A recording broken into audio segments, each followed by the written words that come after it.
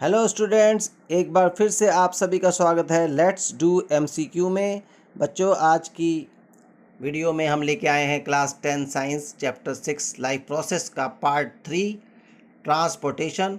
पहले दो पार्ट में हमने न्यूट्रिशन एंड रेस्पिरेशन कवर किया था। उनके लिंक आपको डिस्क्रिप्शन मिल जाएंगे, वहाँ से जाके ज़रूर देखिए, वो भी आपके लिए बहुत यूज़फुल होने वाली हैं। तो चलिए आज की वीडियो स्टार्ट करते हैं। तो फर्स्ट क्वेश्चन आ रहा है, विच of the following carry deoxygenated blood. Deoxygenated blood मतलब इम्प्योर ब्लड, इनमें से कौन कैरी करता है? रीनल आर्टरी, पल्मोनरी वेन या फिर आर्टा। देखो, आर्टरी जो होती हैं वैसे ऑक्सीजनेटेड ब्लड कैरी करती हैं, लेकिन इनमें से जो पल्मोनरी आर्टरी होती है वो जो है डीऑक्सीजनेटेड ब्लड कैरी करती है। तो हमारा करेक्ट ऑप्शन होगा बी, पल्मोनरी आर्टरी। ये एकमात्र आर्टरी है जो कि डीऑक्सीजनेटेड ब्लड कैरी करती है। इसी तरीके से पल्मोनरी वेन जो होती है वो ऑक्सीजनेटेड ब्लड कैरी करती है। Next question, question number 2, which of the following not belongs to phloem. Phloem से इनमें से कौन सा जो एलिमेंट है वो बिलोंग नहीं करता? ए, सी ट्यूब्स, बी, कंपेनियन सेल्स, सी, ट्रैकिट या फिर डी, पैरेन्काइमा। तो इसमें से करेक्ट ऑप्शन है सी, ट्रैकिट, जो कि जाइलम से बिलोंग करता है, फ्लोएम से नहीं। Next question, which of the following sales help in blood clotting. 3 types के सेल्स होते हैं ब्लड में, आरबीसी, डब्ल्यूबीसी, प्लेटलेट्स। ये 3 टाइप के ब्लड सेल्स हैं हमारे। तो इसमें से ब्लड क्लॉटिंग का जो वर्क करता है वो करता है सी, प्लेटलेट्स। तो यही हमारा करेक्ट ऑप्शन होगा। Question number 4, which of the following has valves.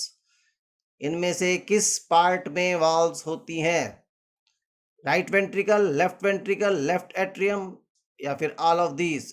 तो बच्चों, हार्ट के चारों ही चैम्बर में वाल्व होती है, इसलिए हमारा करेक्ट ऑप्शन बन जाएगा D, all of these.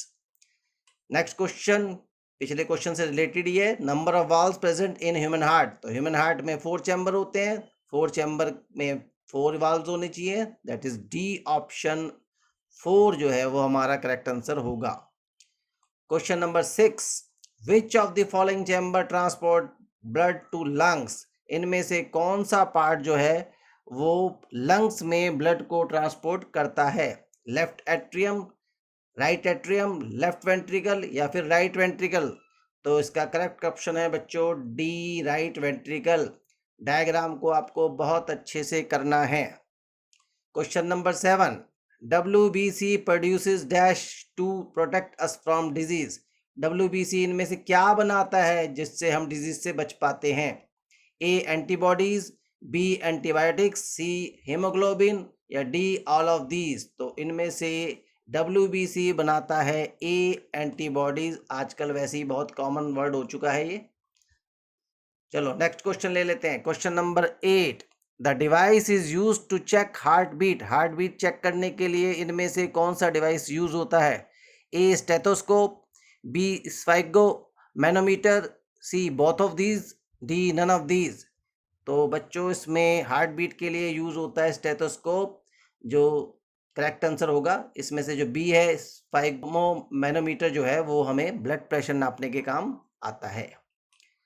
9th, which of the following is not the characteristic of arteries. इनमें से कौन सी आर्टरीज की करेक्टरिस्टिक नहीं है? नहीं है पे ध्यान देना है। कैरी ऑक्सीजनेटेड ब्लड करेक्टरिस्टिक है, carry blood from heart to other parts, ये भी करेक्टरिस्टिक्स है। C, walls are thick and elastic, ये भी करेक्टरिस्टिक्स आर्टरीज की है। D, carry blood from other parts to heart, ये इसकी करेक्टरिस्टिक्स नहीं है क्योंकि ये करेक्टरिस्टिक्स है वेन्स की। तो डी ऑप्शन जो है हमारा करेक्ट आंसर हो जाएगा। Question number 10, when blood flows into thin capillaries some amount of plasma filters out of it। जब ब्लड जो है थिन कैपिलरीज में से पास हो रहा होता है तो उसमें से कुछ अमाउंट जो प्लाज्मा की है फिल्टर हो जाती है, जिसमें कि WBC और कुछ प्रोटीन होते हैं। तो उसे हम क्या कहते हैं? This is called A, lymph, B, platelets, C, haemoglobin या डी, नन ऑफ दीज।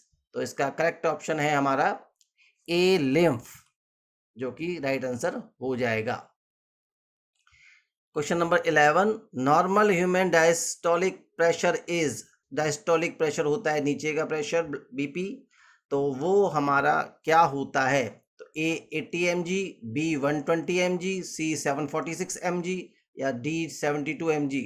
तो करेक्ट ऑप्शन है इसमें ए 80 mg, और जो हमारा 120 होता है वो स्टॉलिक प्रेशर होता है। यहाँ पर डायस्टोलिक पूछा है तो ए हमारा करेक्ट आंसर होगा। Question number 12, figure related. The figure given below shows a schematic plan of blood circulation in human with levels. इसमें 1 to 4 तुम्हारे लेबल किया गया है। आपको बताना है कि इन चारों में पार्ट से रिलेटेड इनके जो फंक्शन हैं वो किसको करेक्ट मेंशन किया गया है। तो पल्मोनरी वेन फर्स्ट को बताया गया है इसके अंदर, takes impure blood from body part. Second pulmonary artery दिखाई गई है, takes blood from lung to heart. Third जो है हमारा ऑर्टा बताया गया है जो कि takes blood from heart to body parts. और फोर्थ बताया गया है vena cava, takes blood from body parts to right auricle. तो इसमें से जो हमारा करेक्ट जो लेबल किया गया है वो है D fourth, vena cava takes blood from body parts to right auricles. बाकी सब गलत हो गए हैं क्योंकि पल्मोनरी वेन जो है वो प्योर ब्लड लेके जाती है, इसलिए रॉन्ग हो गया।